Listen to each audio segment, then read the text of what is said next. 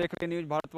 मैं हूं आपके साथ रमन। बिहार में चल रहे सियासी बवाल, गोपालगंज मर्डर केस, प्रतिपक्ष तेजस्वी यादव के द्वारा तमाम आरजेडी के विधायकों की बैठक बुलाई गई थी, जिसमें गोपालगंज के लिए वो लोग कूच करने वाले थे। ऐसे में जो है पुलिस प्रशासन के द्वारा उन्हें रोका गया। इसके बाद उनकी सारी जो टीम थी, डेलीगेशन की जो टीम थी, वो विधानसभा के स्पीकर से मिलने गई विधानसभा, लेकिन वहाँ पर निष्कर्ष निकल कर ये आया कि उन्हें गोपालगंज अभी जाने नहीं दिया जाएगा। तेजस्वी यादव ने तमाम उन बातों को स्पीकर के सामने रखा, जो बातें जो लॉकडाउन के दौरान बिहार में घट रही है, क्वारंटीन सेंटर की, चाहे वो हालात हो, बिहार में बढ़ रहे बलात्कार की घटना हो, या फिर आपराधिक साजिशें जो कि इसमें कि विधायक अमरेंद्र पांडे का नाम आया है, उन तमाम बातों को सामने कहा कि सर्वदलीय बैठक थी, लेकिन जिसमें जो सत्ता पक्ष है वो मौजूद नहीं थे, लेकिन आरजेडी के तमाम विधायक यहाँ राबड़ी आबाद 10 सर्कुलर रोड पे मौजूद थे। ऐसे में उन्होंने एक विशेष सत्र की मांग की है, जिसमें कि सदन के अंदर चर्चा की जाए कि बिहार में क्या कुछ हालात अभी है और क्या कुछ हालात बदलने चाहिए। आप देख सकते हैं तेजस्वी यादव और तेज प्रताप यादव की गाड़ी यहाँ है और वो अंदर आवास के अंदर अभी आ गए हैं। हम आगे चलेंगे, देखेंगे कि क्या कुछ आगे बात कर रही है, उनसे जानने की बात करेंगे, क्योंकि जिस तरीके से सदन के जो नेता है उनके द्वारा मना कर दिया गया है उन्हें गोपालगंज जाने से, और ऐसे में जानने की बात करेंगे कि क्या कुछ हो रही है। पहले हमारे नेता तेजस्वी प्रसाद यादव जी के नेतृत्व हम करने नहीं जा रहे थे, और ये बहुत संवेदना की बात है। यह एक परिवार के 4-4 लोगों पर गोली चली, 3 लोग गुजर गए, और उसके पहले भी वहाँ घटनाएं हुई थी। उन तमाम लोगों को के आंसू पोंछने हम जा रहे थे।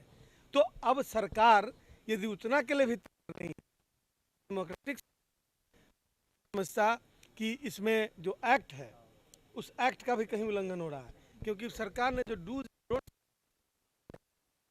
तरह की गतिविधि पर रोक, सोशल और फिजिकल डिस्टेंसिंग जरूर रहना चाहिए, लेकिन उसके साथ हम ऐसी जगह पर जाकर उन्हें सांत्वना दे सकते हैं। बड़ा सवाल ये है, सवाल उठा रहे हैं, आप कह कहाँ रहे हैं कि भाई गोपालगंज भी नहीं जा पाए, और आप अगर गोपालगंज की बात करें तो और दूसरी जगह भी संघार हुए हैं। नहीं, जीतन राम मांझी से तो हम बात, जीतन नाम वो आपके साथ नहीं, आप जीतन राम मांझी जी से तो हम लोग बात करते ही रहते हैं और फिर करेंगे, लेकिन ये सवाल यहाँ पर कोई गठबंधन का मामला भी तय नहीं हो रहा है, वो बात की बात है। अरे भाई आप, मैं फिर आप बता रहा हूँ ना, ये गलत आरोप सब है।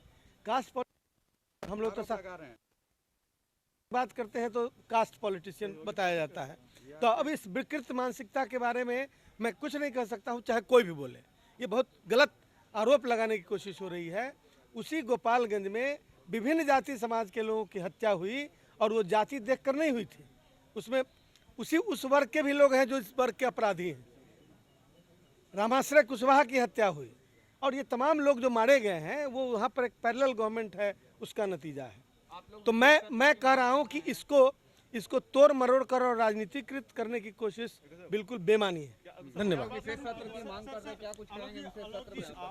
सत्र में बात करेंगे फिर। विधानसभा अध्यक्ष की तरफ से क्या कुछ आश्वासन मिला? नहीं, विधानसभा अध्यक्ष ने अभी सीधा कोई आश्वासन नहीं दिया।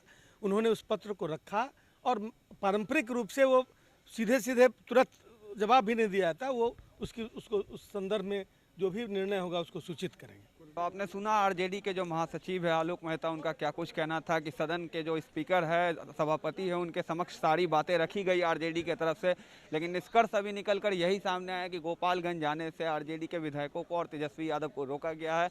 एक विशेष सत्र की मांग ये लोग कर रहे हैं। विशेष सत्र में जो सदन में कह रहे हैं कि चर्चा होनी चाहिए बिहार से जुड़े तमाम मुद्दों पर, जिस तरीके से बिहार में नरसंहार बढ़ा है, आपराधिक मामले बढ़े हैं, तो इन सभी चीज़ों पर चर्चा के लिए जो विपक्ष है सरकार को घेरने की कोशिश कर रहा है, और सरकार जो है इन्हें गोपालगंज जाने से भी रोक रही है। हालांकि इनका साफ तौर पे कहना है कि ये कास्ट पॉलिटिक्स की बात नहीं है, ये यहाँ पे जो है जनता के लिए ये गोपालगंज जाना चाह रहे थे, उनके परिवार से मिलना चाह रहे थे, लेकिन ऐसे में सरकार के दबाव के कारण, प्रशासन के दबाव के कारण इन्हें गोपालगंज जाने से रोका गया।